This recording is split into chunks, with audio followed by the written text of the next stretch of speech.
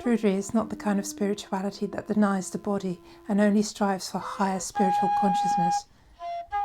Body and spirit are inextricably linked, at least as long as we're alive.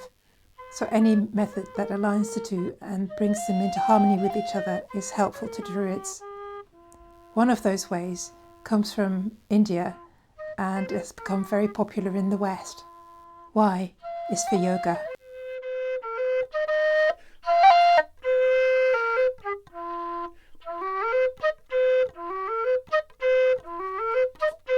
Druids revere nature, and our bodies are undeniably made of the same stuff as nature all around us. So our bodies are just as much worthy of reverence as the body of a tree or a stag or a mountain.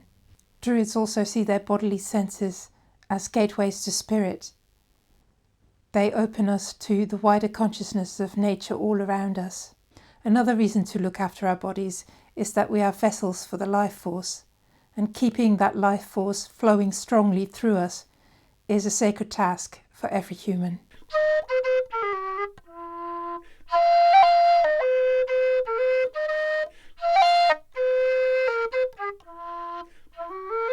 The life force is everywhere and flows through all of nature and her creatures quite naturally. But us humans, especially in the modern day West, have adopted a series of habits that inhibit that life force and keep it blocked and stagnant. There are many ways to enhance the flow of the life force.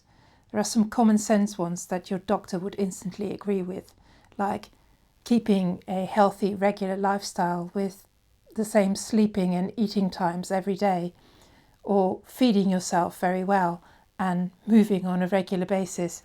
Those are definitely recommended, but there are many ways to integrate these bodily practices with our spiritual practice.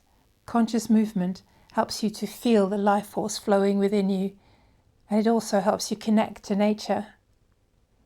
And at the same time, bringing your mind to this one conscious movement stills your mind and helps it to rest. Any form of physical exercise can be a moving meditation if you treat it that way.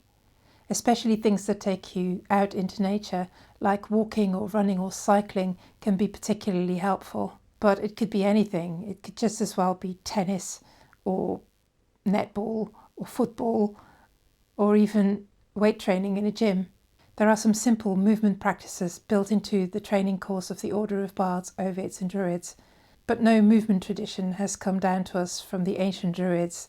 We can fill that gap with traditions from other cultures, and yoga is one of those.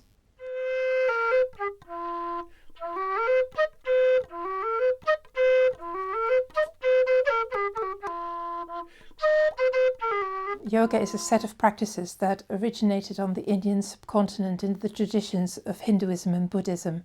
The word yoga comes from the same root as our word yoke, which is a thing that you use to harness animals. The animal that is being harnessed here is the mind, so that it can move our bodies more effectively. And the aim of yoga is to train the mind to tranquility and to open it for spiritual experience. When we think of yoga, we imagine a series of complicated bodily positions and exercises, but those are only a subset of the practices of yoga, and the physical side of things was actually never very important in the Indian traditions. Yoga practices have been taught in the West since the late 19th century. Initially, they were brought to us by Indian teachers, but more and more they were adapted by Westerners. The physical side of things was more and more emphasized, and now yoga is a popular form of exercise in the West.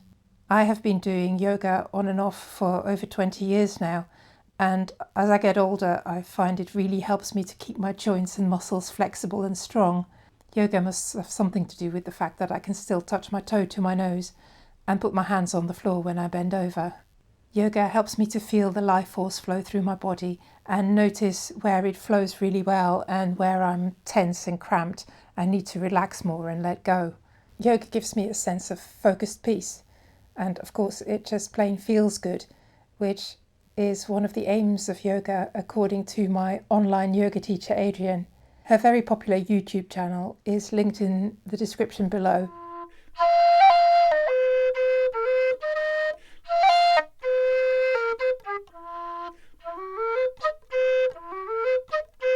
Do you have any experience with movement meditation? Do you practice yoga, and is that a spiritual practice for you? Do you have any other ways of keeping the life force moving? Please let me know in the comments below. Click like if you enjoyed watching this video, and subscribe if you want to see what comes next after the Alphabet Superset of Druidry. Thank you so much for watching this series, and I'll see you next time for the last one, which is the Z for Zodiac.